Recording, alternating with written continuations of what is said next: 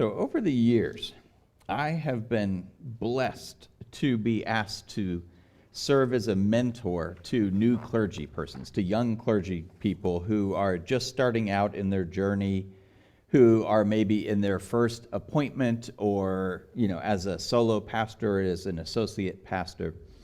And I do this in part because when I was a young clergy person, I had some great mentors, some people that are or will be saints to me who helped me along the way. And so it's an honor to play this role, and I've had the opportunity to do it 4 or 5 different times during my pastoral career, and I'm currently the mentor of a young man who's youngish, named Drew Hogan, who will be ordained, I believe, next year. And he's going to be a delight and a gift to our conference. And part of going through young clergyhood is that you go to a lot of meetings and you do get a lot of examinations, not like medical examinations, but a lot of sitting down with the various boards and committees in our churchy world. And there's a bunch. There's like the district board or district committee on ministry. There's the board of ordained ministry. There's all sorts of different things.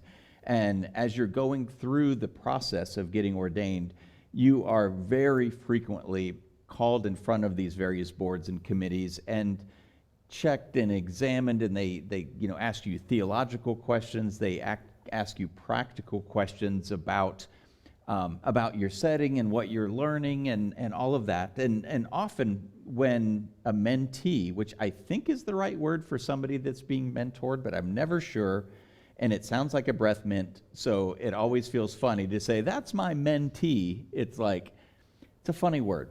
But often when my mentee is asked to go in front of one of these boards or committees, he asked me to come with him just as a sign of support. And I can answer some questions and things like that too. So the most recent one, my mentee, Drew, was in front of the district committee on ministry, and they asked him all sorts of questions about where he was serving and how he was understanding his role as a clergy person and all of that. And near the end, he got asked a question by one of the examiners. And this question was so good and so profound that I remember in my head just going, wow, that is a great question. And it's kind of lived in my memory. I couldn't tell you what I had for lunch yesterday, but I remember this question from 6 months ago. It was one of those things that was just memorable and powerful. So the interviewer looked at Drew and asked him a question about the church he was serving at the time. And she said, "What does liberation look like for them?" What does liberation look like for them? So the congregation, just so you know, is one that's a lot like this one, honestly. It's a suburban church. Most of the members have the gift of years. And I mean that in all seriousness. That congregation is smaller than they once were, but they were still hopeful in looking at the future. What does liberation or freedom or rescue look like for that faith community? It was a powerful question. And honestly, I can't remember what Drew answered because I was so caught up in thinking about the churches that I serve and started asking myself that question. What does liberation look like for St. Peter's? What does it look like for Bellevue First? What does liberation look like for us as a faith community? When we look at today's reading, today's text, and we look at the sweep of the book of Exodus, it's not hard to see what liberation looked like for the Israelites, right? I mean, it looked like being led out of Egypt, correct? I mean, that was their liberation. And not just being led out physically, but being led out emotionally and spiritually. And next week, we're going to actually talk about how the physical liberation might have been the easy part. But the emotional and spiritual liberation, the part that took 40 years, that took a long time, might have been the more challenging part. Getting the people out of slavery and then getting the slavery out of the people. But it's not hard to look at them, the Israelites, and say, what does liberation look like? Well, it looks like a big train of people marching out of Egypt. And if we jump to the New Testament and we look at the days of Jesus, the time, the ministry of Jesus, it's not that hard to figure out what liberation looks like in that day as well. So for the prostitute in the Jesus story, what does liberation look like for her? Or the woman caught in adultery? What does liberation look like for her? Yeah, new life and not being stoned. Right, yeah, not being killed by angry men and women throwing large stones at her. So that moment of liberation seems pretty clear. What about liberation for those who are ill, like lepers, or the woman who has this sort of continual bleeding thing, and the folks who are medically unclean? What does liberation look like for them? Better health for starters, absolutely. And then what does the better health mean for them? There we go. They rejoin the community. So liberation for them looks like getting to be around people again. Freedom from being ostracized and outcast. So what about the Sadducees and Pharisees? What does liberation look like for them?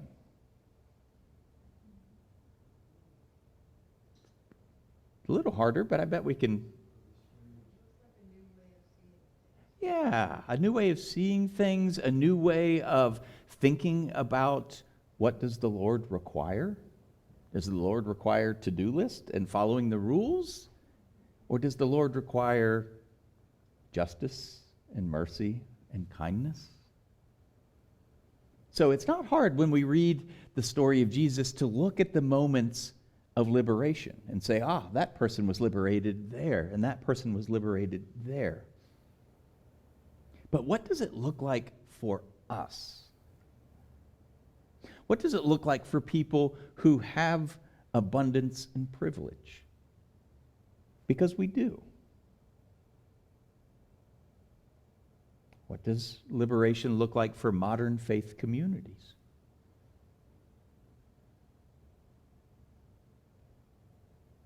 All right, here's one. Maybe this will be easier to answer. What does liberation look like for older adults? Not that everyone here is an older adult or considers themselves an older adult. What does liberation look like? Good health. Maybe being freed from the stereotypes of ageism.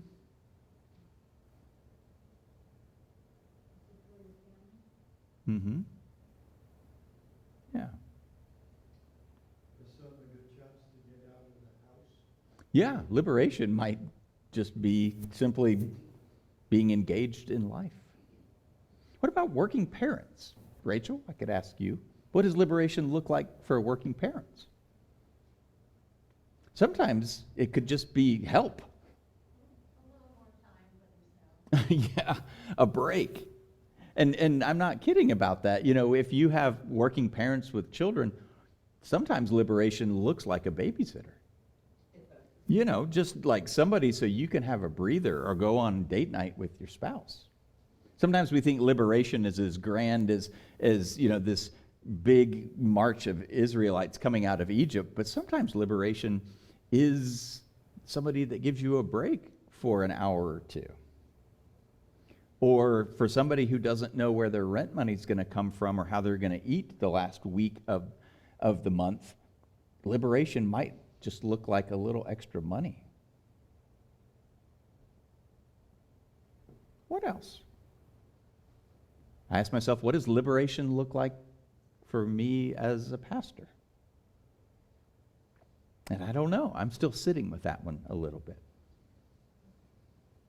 So, Old Testament scholars when they refer to these early chapters in Exodus, they often refer to it as the deliverance narrative, which is pretty cool. But I have to say, being from Georgia, when we talk about deliverance, what first comes to mind is the Burt Reynolds movie.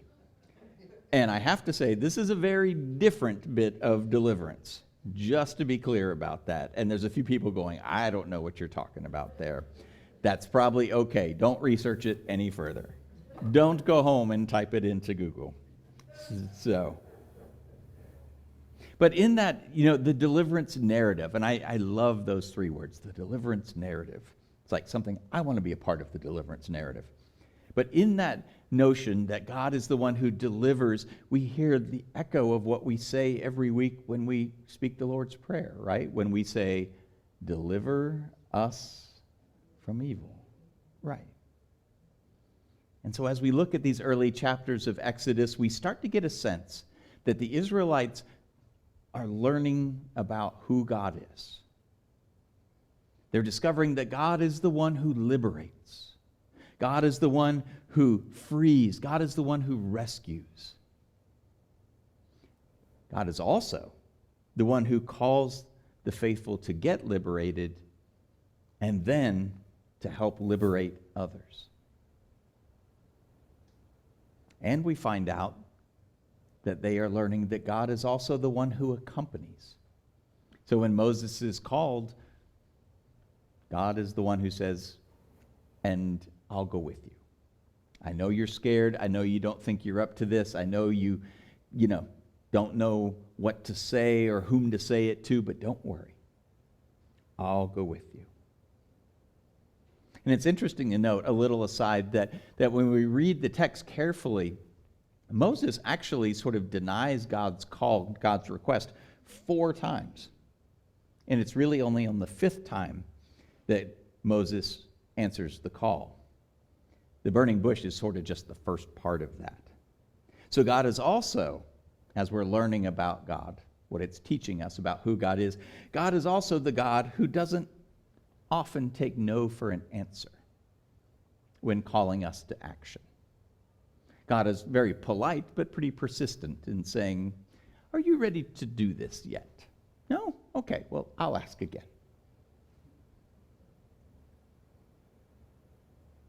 I am super glad, very glad, that we have this Exodus text, this deliverance narrative, as we celebrate our saints. It feels right to me. Because part of this Exodus story is the story of how the Israelites passed from servitude to Pharaoh and into the service of God.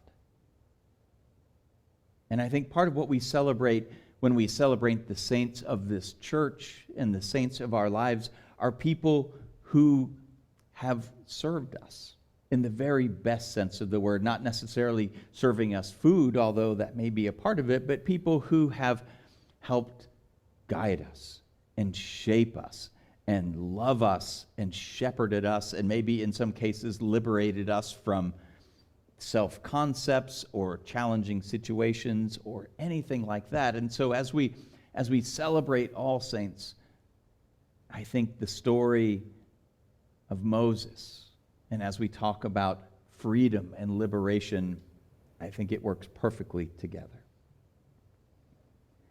There's also a question in the middle of this that I just want to mention, and it's kind of a way homer, like I'm going to mention it now, and maybe as you're driving home or something, you'll just ponder it a little bit. And it's that the Israelites, they go from being in servitude to Pharaoh, and as the Exodus happens and as they're liberated, they move into the service of God. And it's a reminder that all of us always serve something or someone. That's just a part of it. Rich, poor, young, old, we all serve someone or something. But who or what we serve is the question. And that's your way homer for today. I actually think that Mr. McLaren, love him or hate him, some of you really appreciate his writing, some of you probably don't love his writings a lot, but I think he actually misnamed this chapter a little bit. So the name of the chapter is Freedom! And that's a pretty good name, but I think a better name would have been Rescued from Death. Because this is what's really happening in Exodus, all the way through. So Moses himself is rescued by death by royal decree, right? Because there were too many Israelites, and the way to remedy that was to do what with the baby boys? Kill them, right? And so Moses was spared from that, rescued from that fate. How? Yeah, he's put in a little basket. Put in the river, right. And then Moses, the basket itself, rescues Moses from death by water. Because if the mom had just put him in the water without a basket, that would have been a very short chapter in the Bible. Been like, bloop. And then Moses rescues the captive Israelites from death by enslavement and labor. Right? I mean, that's part of Moses' role. And then God, through Moses, in the parting of the Red Sea or the Reed Sea, there's a lot of debate about that, rescues the Israelites from a pursuing army. And so the whole Exodus narrative is about people or communities being rescued from death of one kind or another. And so the whole narrative, which is really just kind of a Genesis story about the beginning of a people, like this is how we got our start. This whole narrative is a commentary about the creative ways in which God desires to rescue people from death. And if you say, like, that sounds like an Easter sermon, you're right. You're right. Because what we see happening in the Exodus stories is the same spirit we have embodied and enacted in the Jesus and the resurrection story. Right? The melody that we hear in this, like here Kathleen could play, a melody. It's a melody that carries all the way through the Bible. And as we've said the last couple Sundays, biblical literacy doesn't mean that you have memorized a couple quotes to support your argument. Biblical literacy means that you can recognize that melody and then see if you can play that melody in your own life and into the world. But this brings us back to the question: what does being rescued from death mean for us? What does it mean for us as a faith community? It's a big question, isn't it? I think today might be a reminder that, like Moses, when he ventured forth, when he finally said yes, it's a reminder that we have not been abandoned. Neither by the communion of saints. And as Christians, we have this lovely belief, theology, that we are surrounded by our saints, the cloud of witnesses that look upon us and encourage us and cheer us on. We're reminded on this holy day that our saints are there with us. And we're reminded in this story, like the Moses story, that God accompanies us as well. And that on our journey of liberation, whether we're talking about our own or the liberation of a faith community, that we never walk alone.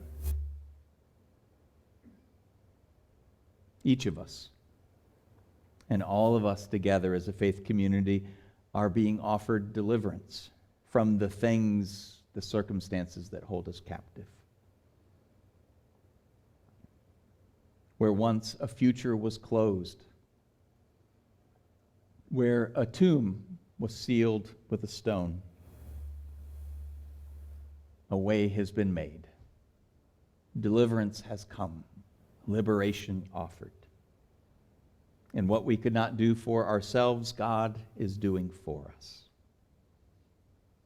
in love. And so on this holy day of All Saints, for God's great love that calls us forth and guides us and makes a way, we give thanks and amen.